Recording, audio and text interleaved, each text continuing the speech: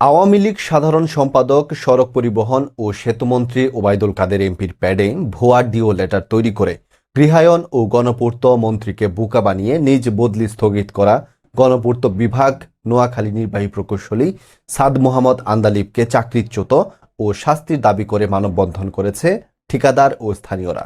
রোববার দুপুরে জেলা শহরের গণপূর্ত বিভাগের সামনে এই মানববন্ধন কর্মসূচি পালিত হয়। এর আগে সকাল থেকে গণপূর্ত বিভাগ নোয়াখালী কার্যালয়ের গেটে তালা ঝুলিয়ে রাখেন কর্মকর্তারা। এ সময় অফিসের বাইরে অবস্থান করা ডিবি পুলিশের সদস্যদের ঠিকাদারদের কার্যালয়ে ঢুকতে বাধা দেয়। মানববন্ধনে গণপূর্ত বিভাগ নোয়াখালীর তালিকাভুক্ত ঠিকাদার মোহাম্মদ আবু নেসার, রাজীব হোসেন, উমর শাহেদ রিশাদ, আল মাহমুদ হোসেন রুমেল প্রমুখ বক্তব্য রাখেন। আজকে দেখেন একজন প্রকৌশলীর বিরুদ্ধে আমরা রাস্তায় দাঁড়িয়েছি। ওবায়দুল কাদের সাহেবের ডিউ জাল করে উনি এখানে আবার বহাল হয়েছে। ওবায়দুল কাদের ডিউ লেটার জাল করে আসছেন, আসার পরে এটা ওই গণপূর্ত বিভাগ যখন তদন্ত করে তখন ভুয়া প্রমাণিত হয়। ভুয়া প্রমাণিত হওয়ার পরে ওনাকে ইনস্ট্যান্ট রিলিজ করা হয়েছে।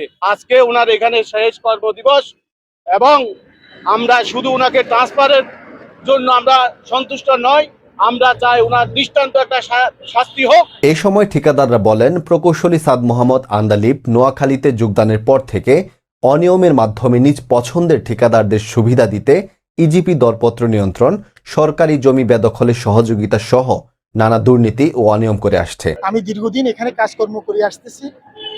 গত 2 বছর 1 মাস, মোট 25 মাস সাদ মোহাম্মদ আন্দালিব অ্যাকশন হয়ে আসার পরে এখানে সমস্ত বিভাগটাকে দুর্নীতিগ্রস্ত করে তার সাথে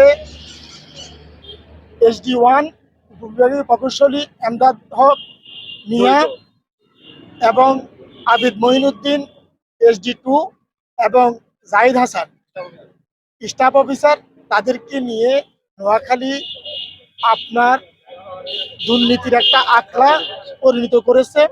এটাকে গণপূর্ত বিভাগে এখানে ইজিপি টেন্ডার থেকে শুরু করে যত বড় বড় টেন্ডার হয়েছে সমস্ত টেন্ডার তাদের নিজস্ব লোকজনকে ঠিক করে, এবং এই নোয়াখালী ডিস্ট্রিক্টের কোনো ঠিকাদার কোনো কাজ পায় না, বিভিন্ন ডিস্ট্রিক্টের লোকজনকে তারা হায়ার করে এনে এখানে সমস্ত কাজগুলো তারা বন্টন করে এবং ইজিপির মাধ্যমে তারা আপনার কাজগুলো বন্টন করেছে।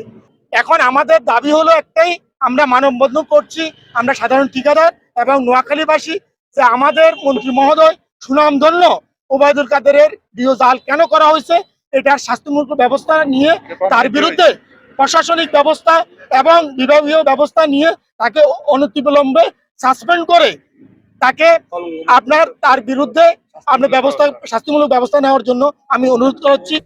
এসব দুর্নীতি অনিয়মের পর তাকে বদলি করার পরও সে তার স্থলাভিষিক্তকে দায়িত্ব বুঝিয়ে না দিয়ে নিজ বদলি ঠেকাতে সেতুমন্ত্রী ওবায়দুল কাদেরের প্যাডে ভুয়া ডিও লেটার তৈরি করে গণপূর্ত মন্ত্রীকে বোকা বানিয়ে বদলি স্থগিত করেন।